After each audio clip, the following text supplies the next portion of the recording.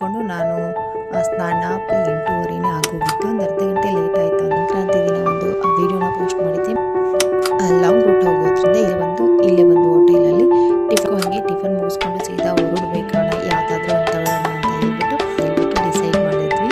So ಚೆನ್ನಾಗಿರೋ ತಗೊಳ್ಳೋಣ ಅಂತ ಅನ್ನಿಸ್ತು. ಕಾಲಿಗೆ ಹಾಕೊಳ್ಳೋದು ರೌಂಡ್ ಗೆಜ್ಜೆ ಇರುವಂಥ ಕಾಲ್ಗಡಗನ್ನ ತಗೊಂಡೆ. ಈ ಬ್ಲೌಸ್ ಪೀಸು ಕೂಡ ಅಷ್ಟೇ ಪಿಂಕ್ ಕಲರ್ ಇತ್ತು. 90 ನಾನು ಕೇಳಿದೆ, ಇನ್ನೊಂದು ಕಾಲ್ಗಡಗನ್ನ ಹಾಕ್ತಾ ಇದ್ದೀವಿ. ಮುಟ್ಟಿಸ್ಬಿಟ್ಟಿತ್ತಲ್ಲ ಸ್ವಲ್ಪ ಇನ್ನು ಬೆಳಗಿರೋದಕ್ಕಾರಣ ಮಾಡಿರ್ತೀವಿ ಅಂತ ಶಿವಂತ ಅಂತೆ ಅಂತ ಹೊಟ್ಟಿದ್ವಿ ಮನೆ. ಸೊ ಯಾಕೆ ಇದನ್ನ ಮನೆ ಆಗುತ್ತೆ ಅನ್ನೋ ಒಂದು ನಂಬಿಕೆಯೂ ಕೂಡ ಇದೆ. ಸೊ ಅವ್ನು ಕೂಡ ತಂದಿರಲಿಲ್ಲ. ಇನ್ನು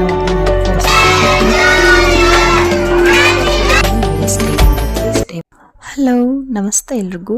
welcome back to Bhagya ಸ್ಟೈಲಿ vlogs. ಹೇಗಿದ್ದೀರಾ? ಎಲ್ಲರೂ ಚೆನ್ನಾಗಿದ್ದೀರಾ ಅಂತ ಅಂದ್ಕೊತೀನಿ. ನಾನು ಕೂಡ ತುಂಬಾ ಚೆನ್ನಾಗಿದ್ದೀನಿ. ಸೊ ಮಾರ್ನಿಂಗಿಂದ ಬ್ಲಾಗ್ನ ಶುರು ಮಾಡ್ತಾ ಇದ್ದೀನಿ. ನನ್ನ ಮಗಳು ಹೋಮ್ ವರ್ಕ್ ಮಾಡ್ತಾ ಇದ್ದಾಳೆ. ಅವಳ ನಿನ್ನೆ ಸ್ವಲ್ಪ ಹೋಮ್ ವರ್ಕ್ ಮಿಕ್ಸ್ ಇದ್ಲು, ಒಂದು ಅರ್ಧ ಮಾಡಿದ್ಲು, ಇನ್ನೂ ಒಂದು ಅರ್ಧ ಬಾಕಿ ಇತ್ತು ಅಂತ ಹೇಳಿ ಇವಾಗ ಕೌಂಟರ್ ಟಾಪ್ ಮೇಲೆ ಕೂತ್ಕೊಂಡು ಹೋಮ್ ವರ್ಕ್ ಮಾಡ್ತಾ ಇದ್ದಾಳೆ. ನಾನು ನನ್ನ ಕೆಲಸ ಮಾಡ್ತಾನೆ ಅವಳಿಗೆ ಕೂಡ ಹೋಮ್ ವರ್ಕ್ ಹೇಳ್ಕೊಡ್ತಾ ಇರ್ತೀನಿ. ಹಾಗೆ ಇವತ್ತು ಸ್ವಲ್ಪ ಹೊರಗಡೆ ಹೋಗೋದಿತ್ತು, ನಮ್ಮ ಫ್ಯಾಮಿಲಿಲಿ ಫಂಕ್ಷನ್ ಇತ್ತು ಅಂತ ಹೇಳಿ ಹೋಗಬೇಕಾಗಿತ್ತು. ಹಾಗಾಗಿ ಇವತ್ತೇನು ಅಡುಗೆ ಏನು ಮಾಡ್ತಾಯಿಲ್ಲ, ಟಿಫನು ಮಾಡ್ತಾಯಿಲ್ಲ.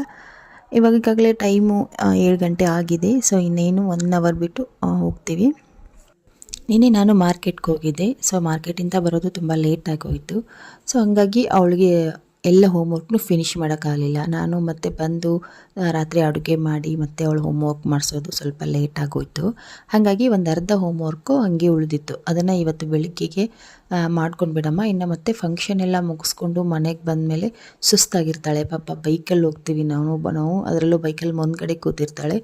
ನೇರವಾಗಿ ಗಾಳಿ ಅವಳ ಮುಖಕ್ಕೆ ಹೊಡಿತಾ ಇರುತ್ತೆ. ಸೊ ಹಂಗಾಗಿ ತುಂಬಾ ಸುಸ್ತಾಗಿ ಹೋಗಿರ್ತಾಳೆ. ಸೊ ಬಂದು ಮತ್ತೆ ಹೋಮ್ವರ್ಕ್ ಮಾಡೋದಕ್ಕೆ ಇಷ್ಟಪಡೋದಿಲ್ಲ. ಹಂಗಾಗಿ ಇವಾಗಲೇ ಮುಗಿಸ್ಕೊಂಡು ಬಿಡಮ್ಮ, ಒಂದು ಅರ್ಧ ಗಂಟೆಯಲ್ಲಿ ಮುಗಿಯುತ್ತೆ ಅಂತ ಹೇಳಿ ಅವಳಿಗೆ ಹೇಳ್ಕೊಡ್ತಾನೆ ನಾನು ನನ್ನ ಕೆಲಸನ ಮಾಡ್ತಾಯಿದ್ದೀನಿ. ಸೊ ನಿನ್ನೆ ರಾತ್ರಿ ಕೌಂಟ್ರ್ ಟಾಪ್ ಸ್ವಲ್ಪ ಕ್ಲೀನ್ ಮಾಡಿರಲಿಲ್ಲ. ನಾನು ಕೌಂಟ್ರ್ ಟಾಪ್ ಎಲ್ಲನೂ ಕ್ಲೀನ್ ಮಾಡಿಕೊಂಡು ಹಾಗೆ ಟೀಗೆ ಇಟ್ಟಿದ್ದೀನಿ.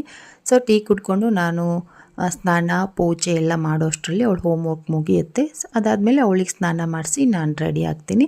ಆ ಗುಂಡನನ್ನು ಕೂಡ ರೆಡಿ ಮಾಡ್ತೀನಿ. ಸೊ ಎಲ್ಲರೂ ಸೇರಿಕೊಂಡು ಹೋಗ್ತಾಯಿದ್ದೀವಿ. ಇವತ್ತು 8 ಗಂಟೆಗೆಲ್ಲ ಹೊರಡೋಣ ಇಲ್ಲಿಂದ ಅಂತ ಹೇಳಿದ್ದಾರೆ. ಹಾಗೆ ಟಿಫನ್ನಲ್ಲೇ ಹೋಗ್ತಾ ದಾರಿನಲ್ಲೇ ಮುಗಿಸ್ಕೊಂಡು ಹೋಗೋಣ, ಏನು ಮಾಡೋಕ್ಕೆ ಹೋಗ್ಬೇಡ ಅಂತ ಹೇಳಿದ್ರು. ಒಂದು 5-10 ನಿಮಿಷ ವ್ಯತ್ಯಾಸ ಆದ್ರೂ ಇಡೀ ಮನೆ ರುಟೀನ್ ಸ್ವಲ್ಪ ಆ ಕಡೆ ಆದಂಗೆ ಆಗುತ್ತೆ. ಸೊ ಇನ್ನು 8 ಗಂಟೆ ಅಂತ ಹೇಳಿ ಮನೆಯಿಂದ ಹೊರಡೋ ಅಷ್ಟರಲ್ಲಿ 8:30ನೇ ಆಗೋಗಿತ್ತು. ಒಂದು ಅರ್ಧ ಗಂಟೆ ಲೇಟ್ ಆಯಿತು ಅಂತಲೇ ಹೇಳ್ಬೋದು. ಸೊ ಇನ್ನು ರೆಡಿ ಆಗಿಬಿಟ್ಟು ಹೊರಡ್ತಾ ಇದ್ದೀವಿ. ಗುಂಡನನ್ನು ರೆಡಿ ಮಾಡಿಸಿ ಹಾಗೆ ಅರುಣ್ ಕೂಡ ರೆಡಿಯಾಗಿದ್ದಾಳೆ. ಸೊ ಇನ್ನು ಇಲ್ಲಿಂದ ಹೊರಡ್ತಾ ಇದ್ದೀವಿ. ಇನ್ನು ಯಾವ ಫಂಕ್ಷನು ಅಂತ ಕೇಳಿದ್ರೆ ನಮ್ಮ ಹೆಣ್ಮಗಳ ಮಗುವಿನ ಜವಳ ತೆಗೆಸೋವಂಥ ಫಂಕ್ಷನ್ ಇದೆ. ಸೊ ಅಲ್ಲಿಗೆ ಹೋಗ್ತಾ ಇದ್ದೀವಿ. ಗೋಕಾಕ್ದಲ್ಲಿರೋದು, ಇಲ್ಲಿಂದ ತುಂಬಾ ದೂರ ಆಗೋಗುತ್ತೆ. ಸೊ ಆ ಫಂಕ್ಷನ್ಗೆಲ್ಲ ಹೋಗ್ಬೇಕಾದ್ರೆ ಸಾರಿ ಉಟ್ಕೊಂಡು ಹೋದ್ರೇ ಚೆಂದ. ಆದರೆ ನಾನು ಚೂಡಿದಾರ್ ಹಾಕಿದ್ದೀನಿ. ಬಿಕಾಸ್ ನಾವು ಬೈಕ್ ಮೇಲೇ ಜರ್ನಿ ಮಾಡೋದು, ತುಂಬ ದೂರ ಆಗೋಗುತ್ತೆ. ಇಲ್ಲಿಂದ ಬೆಳವಡಿಯಿಂದ ಗೋಕಾಗಿರೋದು ಒಂದು 50 ಕಿಲೋಮೀಟರ್ಸ್ ಜಾಸ್ತಿನೇ ಇರ್ಬೋದು. ಅದಕ್ಕೆ ನಾನು ಸೊ ಹಂಗಾಗಿ ನನಗೆ ಬೈಕ್ ಮೇಲೆ ಸಾರಿ ಉಟ್ಕೊಂಡು ಕೂರೋಕ್ಕಾಗೋದಿಲ್ಲ. ಬೈಕ್ ಮೇಲೆ ಸಾರಿ ಉಟ್ಕೊಂಡು ನಾನು ಒಂದೇ ಸೈಡ್ ಕೂತ್ಕೊಂಡ್ರೆ ಜಾಗನೂ ಸಾಕಾಗೋದಿಲ್ಲ. ಮತ್ತು ಗುಂಡನನ್ನು ನನಗೆ ಕರ್ಕೊಂಡು ಕೂರೋಕ್ಕೂ ಆಗೋದಿಲ್ಲ. ಹಾಗಾಗಿ ಇಲ್ಲಿಂದ ಹೋಗಬೇಕಾದ್ರೆ ಚೂಡಿದಾರ್ ಹಾಕಿದ್ದೀನಿ. ಇನ್ನು ಅಲ್ಲೋಗಿ ಸಾರಿ ಉಟ್ಕೊಂಡ್ರೆ ಆಯಿತು ಅಂತ ಹೇಳಿ ನಾನು ಒಂದು ಸಾರಿನ ತಗೊಂಡಿದ್ದೀನಿ. ಸೊ ಇವಾಗ ಹೊರಡ್ತಾ ಇದ್ದೀವಿ. ಇವಾಗ ಇಲ್ಲಿ ನೋಡ್ತಾ ಇರೋ ನೀವು ನದಿ ಬಂದುಬಿಟ್ಟು, ನಾನು ಮೊನ್ನೆ ಒಂದು ಸಂಕ್ರಾಂತಿ ದಿನ ಒಂದು ವೀಡಿಯೋನ ಪೋಸ್ಟ್ ಮಾಡಿದ್ದೆ. ಮಲಪ್ರಭಾ ನದಿ ಇದು. ದೀಪೋತ್ಸವದ ವೀಡಿಯೋನ ನಾನು ಪೋಸ್ಟ್ ಮಾಡಿದ್ದೆ. ಅದೇ ನದಿ ಇದು ನೀವಾಗ ನೋಡ್ತಾ ಇರೋದು. ಇನ್ನು ಹಾಗೆ ಮುಂದೆ ಬಂದು ನಮ್ಮ ಅಂಬಾರಿ ಹೊಟ್ಟೆನ ಫಸ್ಟ್ ನಾವು ಫುಲ್ ಮಾಡಬೇಕು, ಇಲ್ಲ ಅಂದರೆ ನಾವು ಅಲ್ಲಿವರೆಗೂ ತಲುಪೋಕ್ಕಾಗೋದೇ ಇಲ್ಲ. ಹಾಗಾಗಿ ಅಂಬಾರಿಗೆ ಪೆಟ್ರೋಲ್ ಹಾಕ್ಸಿದ್ವಿ. ಅದಾದಮೇಲೆ ಇನ್ನು ಟೈರು ಸ್ವಲ್ಪ ನಾನು ಹೋಗ್ಬೇಕಾದ್ರೆ ಕಂಪಲ್ಸರಿ ಟೈರಲ್ಲಿ ಗಾಳಿ ಇದೆಯಾ ಇಲ್ವಾ, ಕಡಿಮೆ ಇದೆಯಾ ಜಾಸ್ತಿ ಇದೆಯಾ ಚೆಕ್ ಮಾಡಲೇಬೇಕು. ಬಿಕಾಸ್ ನಾನು ನಿಜವಾಗ್ಲೂ ಅಷ್ಟು ವೇಟ್ ಇದ್ದೀನಿ. ಸೊ ಅಲ್ಲೆಲ್ಲನೂ ಗಾಡಿ ಮೊದಲು ಕಂಡೀಷನಲ್ಲಿ ಇದೆಯಾ ಇಲ್ವಾ ಚೆಕ್ ಮಾಡಿಕೊಂಡು ಗಾಳಿ ಎಲ್ಲ ಚೆನ್ನಾಗಿ ಕರೆಕ್ಟಾಗಿದೆಯಾ ಗಾಡಿನಲ್ಲಿ ಅಂತ ಹೇಳ್ಬಿಟ್ಟು ಎಲ್ಲನೂ ಕ್ಲಿಯರಾಗಿ ಟೆಸ್ಟ್ ಮಾಡಿಸ್ಬೇಕು. ಸೊ ಅಲ್ಲಿ ನಿಂತ್ಕೊಂಡಿದ್ವಿ. ಇವಾಗ ಲಾಂಗ್ ರೂಟ್ ಹೋಗೋದ್ರಿಂದ ಎಲ್ಲನೂ ಒಂದು ಸಾರಿ ಚೆಕ್ ಮಾಡ್ಕೊಬೇಕು, ಗಾಡಿ ಕಂಡೀಷನ್ ಇದೆಯಾ ಇಲ್ವಾ ಅಂತ ಹೇಳ್ಬಿಟ್ಟು.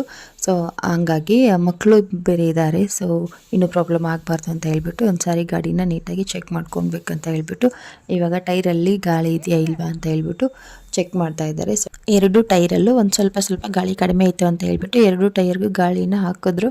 ಇನ್ನು ಇಲ್ಲಿ ಗಾಳಿ ಹಾಕಬೇಕಾದ್ರೆ ನನ್ನ ಮಗ ಹೆದರ್ತಾ ಇದ್ದಾನೆ, ಅದೊಂದು ರೀತಿ ಸೌಂಡ್ ಮಾಡ್ತಾ ಇದ್ದ ನೋಡಿ. ಸೊ ಎದ್ಕೊಂಡು ನನ್ನ ಹತ್ರ ಬರ್ತಾ ಇದ್ದಾನೆ.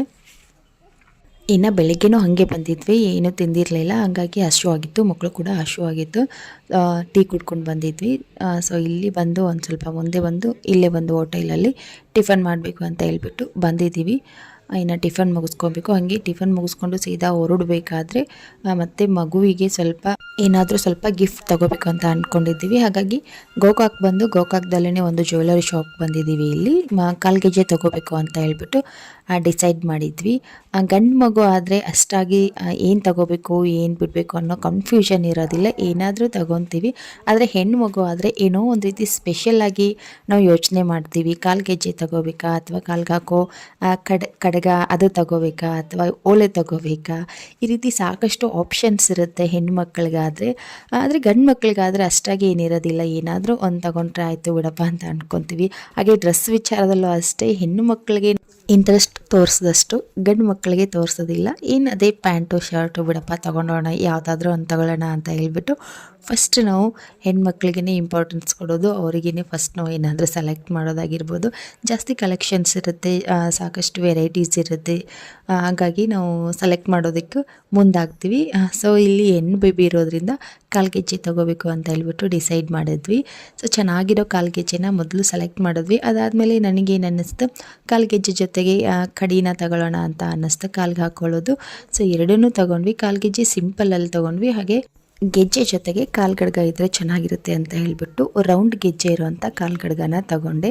ಗೆಜ್ಜೆ ಸಿಂಪಲ್ ಆಗಿರೋದನ್ನೇ ತಗೊಂಡೆ. ಕಾಲ್ಗಡ್ಗಕ್ಕೆ ಸುತ್ತಲೂ ಗೆಜ್ಜೆ ಇತ್ತು, ತುಂಬ ಚೆನ್ನಾಗಿತ್ತು, ನನಗಂತೂ ತುಂಬಾ ಇಷ್ಟ ಆಯಿತು.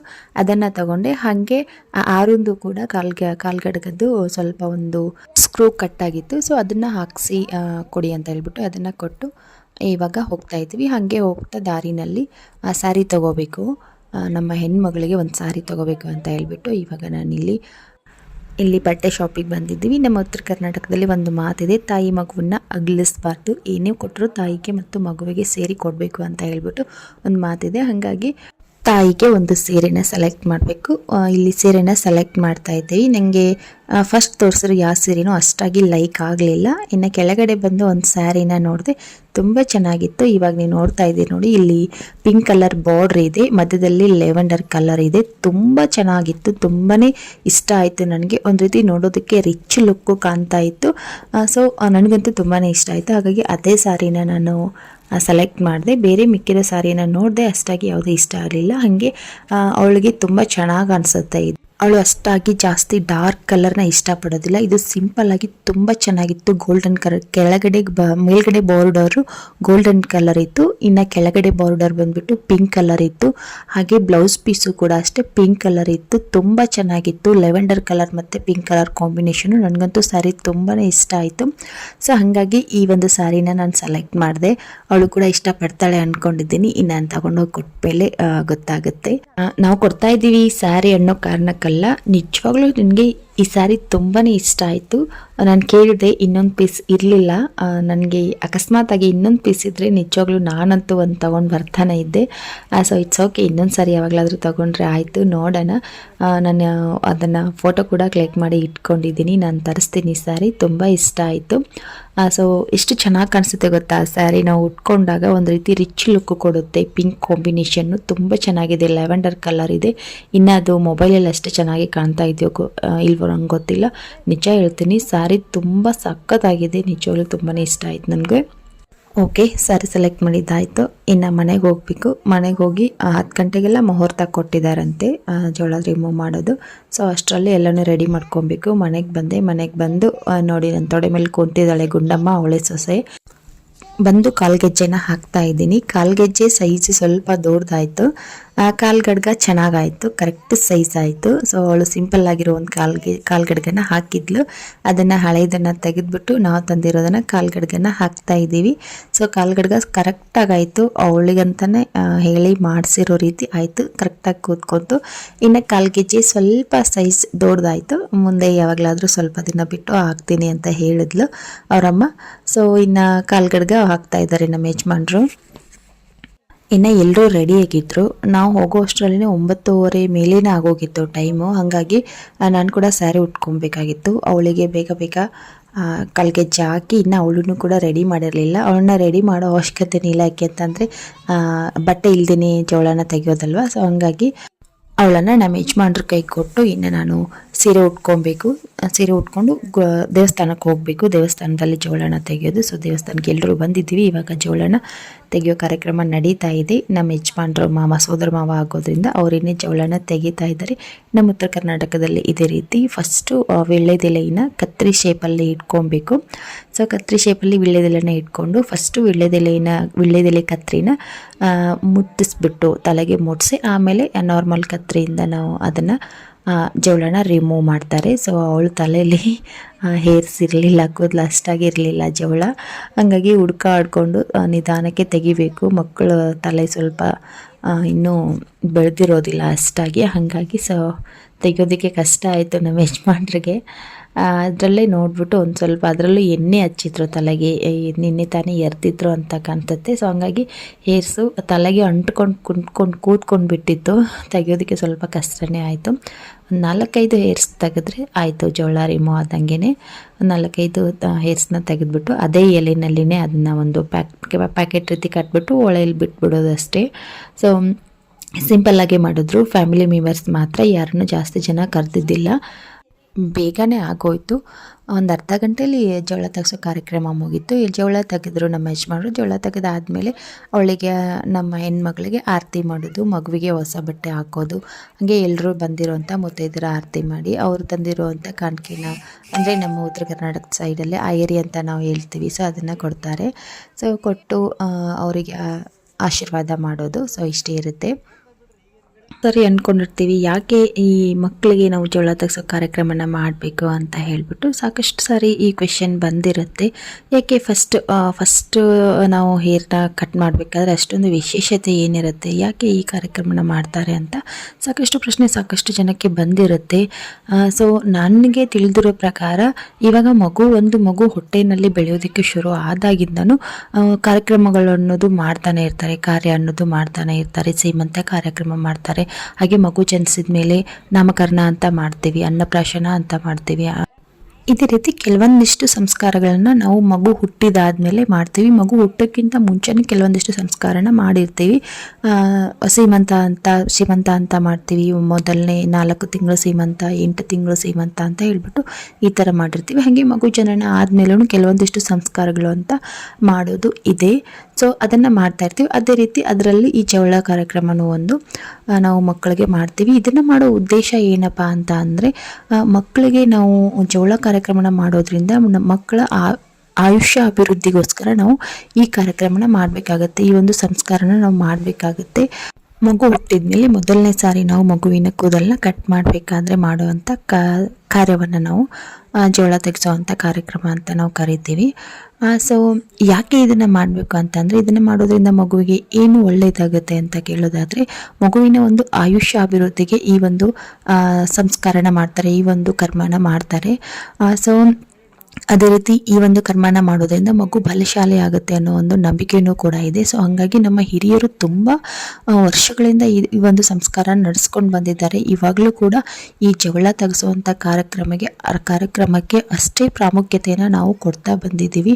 ಪ್ರತಿಯೊಂದು ಮಗು ಹೊಟ್ಟೆನಲ್ಲಿ ಬೆಳೆಯೋದಕ್ಕೆ ಶುರು ಆದಾಗಿಂದನೂ ಮಗು ಹುಟ್ಟಿದ ಮೇಲೆ ಮಾಡುವಂಥ ಪ್ರತಿಯೊಂದು ಕಾರ್ಯಕ್ರಮನೂ ಕೂಡ ಯಾರು ಕೂಡ ಮಿಸ್ ಮಾಡೋದಿಲ್ಲ. ಎಲ್ಲರೂ ಅಚ್ಚುಕಟ್ಟಾಗಿ ಈ ಒಂದು ಕಾರ್ಯಕ್ರಮಗಳನ್ನ ನೆರವೇರಿಸ್ಕೊಂಡು ಬರ್ತಾ ಇದ್ದಾರೆ. ಅದರಲ್ಲೂ ಇವಾಗ ಇತ್ತೀಚೆಗೆ ಇನ್ನೂ ಸಾಕಷ್ಟು ಹೊಸ ಒಂದು ಕಾರ್ಯಕ್ರಮಗಳು, ಹೊಸ ಸಂಸ್ಕಾರಗಳು ಇನ್ನೂ ಹುಟ್ಕೊಂಡಿದೆ. ಮಗುವಿಗೆ ಫಸ್ಟ್ ಹೆಜ್ಜೆ ಇಡೋದಾಗಿರ್ಬೋದು, ಮಗು ಬೇಬಿ ಫಸ್ಟು ಓದೋದಾಗಿರ್ಬೋದು, ಎಲ್ಲನೂ ಕೂಡ ಪ್ರತಿಯೊಂದನ್ನು ಇನ್ನೂ ಚೆನ್ನಾಗಿ ಮಾಡ್ತಾನೆ ಬಂದಿದ್ದಾರೆ. ಇನ್ನು ಒಂದು ಕುಟುಂಬಕ್ಕೆ ಮಗುವಿನ ಆಗಮನ ಅನ್ನೋದು ಎಲ್ಲರಿಗೂ ತುಂಬ ಸಂತಸ ತರುವಂಥ ವಿಚಾರನೇ ಅಂತ ಹೇಳ್ಬೋದು. ಮಗು ಹುಟ್ಟಿದಾಗಿಂದ ಮಾಡುವಂಥ ಎಲ್ಲ ಸಂಸ್ಕಾರ ಕರ್ಮಗಳನ್ನು ಇವಾಗ ಇಷ್ಟೊಂದು ವಿಶೇಷತೆಗೊಳಿಸಿರೋದು, ಇಷ್ಟೊಂದು ಪ್ರಾಮುಖ್ಯತೆ ಕೊಟ್ಟು ಮಾಡ್ತಾ ಇರೋದು ನಮ್ಮ ಹಿಂದೂ ಧರ್ಮದ ಒಂದು ವಿಶೇಷತೆ ಅಂತಲೇ ಹೇಳ್ಬೋದು.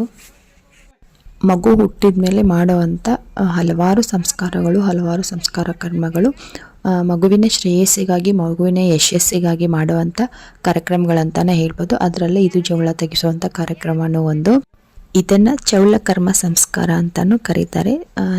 ಸೊ ಯಾವುದೇ ಅಡ್ಡಿ ಆತಂಕ ಇಲ್ಲದೆ ಸುಗಮವಾಗಿ ಕಾರ್ಯಕ್ರಮ ನೆರವೇರಿತು. 11 ಗಂಟೆ 12 ಗಂಟೆಗೆಲ್ಲ ಕಾರ್ಯಕ್ರಮ ಮುಗೀತು. ಇನ್ನು ಮನೆಗೆ ಹೋಗಿ ಊಟ ಮುಗಿಸ್ಕೊಂಡು ಇನ್ನು ಊರಿಗೆ ಬರಬೇಕು ಅಂತ ಹೇಳ್ಬಿಟ್ಟು ಅಂದ್ಕೊಂಡಿದ್ವಿ. ಆದರೆ ಇವತ್ತೇ ಮೊದಲನೇ ಮಗುವಿನ ಬರ್ತ್ಡೇನೂ ಕೂಡ ಇದೆ ಅಂತ ಹೇಳಿದ್ರು. ನನ್ನ ಮಗ ಮತ್ತು ಅವಳ ಮಗ, ಮೊದಲನೇ ಮಗ ಇಬ್ಬರು ಒಂದೇ ಏಜ್ನವರು. ರೆಡ್ ಕಲರ್ ಡ್ರೆಸ್ ಹಾಕ್ಕೊಂಡಿದ್ದಾರೆ ನೋಡಿ. ಆ ಬೇಬಿ ಮೊದಲನೇ ಮಗು ಗಂಡು ಮಗು, ಎರಡನೇ ಮಗು ಹೆಣ್ಮಗು, ಇವಾಗ ಜವಳ ತೆಗೆಸಿರೋದು. ಸೊ ಅವನದು ಬರ್ತ್ಡೇ ಇದೆ, ಇರಲೇಬೇಕು ನೀವು ಹೋಗೋ ಆಗಿಲ್ಲ ಅಂತ ಹೇಳಿದ್ರು. ಬಟ್ ನಾವು ಆವತ್ತಿನ ದಿನ ಮಧ್ಯಾಹ್ನನೇ ಹೋಗಬೇಕು ಅಂತ ಹೇಳಿಬಿಟ್ಟು ಬಂದವರು. ಏನೂ ಪ್ಲ್ಯಾನ್ ಕೂಡ ಮಾಡ್ಕೊಂಡಿರಲಿಲ್ಲ, ನಾವು ಬಟ್ಟೆನೂ ಕೂಡ ತಂದಿರಲಿಲ್ಲ. ಇನ್ನು ಫೋರ್ಸ್ ಮಾಡ್ತಾ ಇದ್ದಾರೆ. ಇಲ್ಲಿವರೆಗೂ ಬಂದು ಬರ್ತ್ಡೇನ ಬಿಟ್ಟು ಹೋಗೋದು.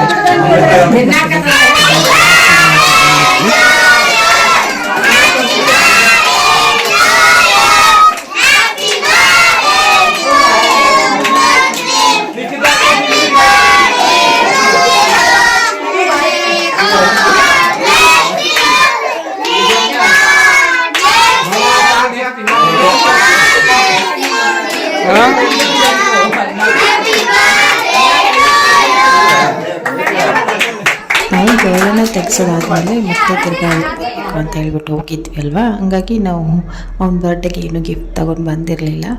ಇನ್ನು ಮಧ್ಯಾಹ್ನ ಟೈಮು ಹೋಗಿ ಸಿಂಪಲ್ಲಾಗಿ ಸ್ಮಾಲಾಗಿ ಒಂದು ರಿಮೋಟ್ ಕಾರ್ನ ತೊಗೊಂಡು ಬಂದ್ವಿ. ಬಟ್ಟೆ ಎಲ್ಲ ಏನು ತೊಗೊಂಡ್ಬರೋಕ್ಕೆ ಹೋಗಲಿಲ್ಲ. ಸೊ ನಿಮ್ಮ ಮಕ್ಳಿಗೆ ಇಷ್ಟ ಆಗೋದು ಟಾಯ್ಸನ್ನೇ ಜಾಸ್ತಿ ಇಷ್ಟಪಡ್ತಾ ಇರ್ತಾರೆ ಮಕ್ಕಳು. ಸೊ ಹಾಗಾಗಿ ಒಂದು ರಿಮೋಟ್ ಕಾರ್ನ ಹೋಗಿ ಪರ್ಚೇಸ್ ಮಾಡ್ಕೊಂಡು ತೊಗೊಂಡು ಬಂದ್ವಿ. ಬರ್ತ್ಡೇಗೆ ಕೊಟ್ಟರೆ ಆಯಿತು ಅಂತ ಹೇಳ್ಬಿಟ್ಟು. ಸೊ ಮಧ್ಯಾಹ್ನ ನಾನು ಕೂಡ ತಂದಿರೋ ಸ್ಯಾರಿನ ಅವಳಿಗೆ ಕೊಟ್ಟಿರಲಿಲ್ಲ. ಹಾಗಾಗಿ ಇವಾಗಲೇ 2 ಸ್ಯಾರಿನೂ ಕೊಟ್ಟು ಮತ್ತು ತಂದಿರೋ ಗಿಫ್ಟ್ ಕೂಡ ಮಗುವಿಗೆ ಕೊಡೋಣ ಅಂತ ಹೇಳ್ಬಿಟ್ಟು ಆರತಿ ಮಾಡಿ ಆವಾಗಲೇ ಬೆಳಿಗ್ಗೆ ಬರಬೇಕಾದ್ರೆ ತಗೊಂಡು ಬಂದಿರುವಂಥ ಸೀರೆನ ಕೊಟ್ಟು ಆರತಿ ಮಾಡಿ ವಿಶ್ ಮಾಡಿದ್ವಿ. ಇನ್ನು ಅವತ್ತಿನ ದಿನ ಅಲ್ಲೇ ಸ್ಟೇ ಮಾಡಿ ಬೆಳಗ್ಗೆಗೆ ನನ್ನ ಹಸ್ಬೆಂಡು ಬೈಕಲ್ಲಿ ಹೋದರು. ಅವರು ಬೇಗ ಹೋಗಿ ಡ್ಯೂಟಿಗೆ ಜಾಯಿನ್ ಆಗಬೇಕಾಗಿತ್ತು. ಹಾಗಾಗಿ ಚಳಿ ತುಂಬ ಇತ್ತು ಅಂತ ಹೇಳ್ಬಿಟ್ಟು ನಾನು ಆಮೇಲೆ ಮಕ್ಕಳನ್ನ ಕರ್ಕೊಂಡು ಬಸ್ಸಲ್ಲಿ ಹೋದೆ. ಅದಾದಮೇಲೆ ನನಗೆ ಬರ್ತ್ಡೇ ಆದಮೇಲೆ ಬ್ಲಾಗ್ನ ಕಂಟಿನ್ಯೂ ಮಾಡೋಕ್ಕಾಗಲಿಲ್ಲ, ವಿಡಿಯೋ ಶೂಟ್ ಮಾಡಿರಲಿಲ್ಲ. ಸೊ ಈ ಬ್ಲಾಗ್ನ ಇಲ್ಲಿಗೆ ಎಂಡ್ ಮಾಡ್ತಾ ಇದ್ದೀನಿ. ಮತ್ತೆ ಸಿಗ್ತೀನಿ ನೆಕ್ಸ್ಟ್ ಬ್ಲಾಗಲ್ಲಿ. Bye, take care.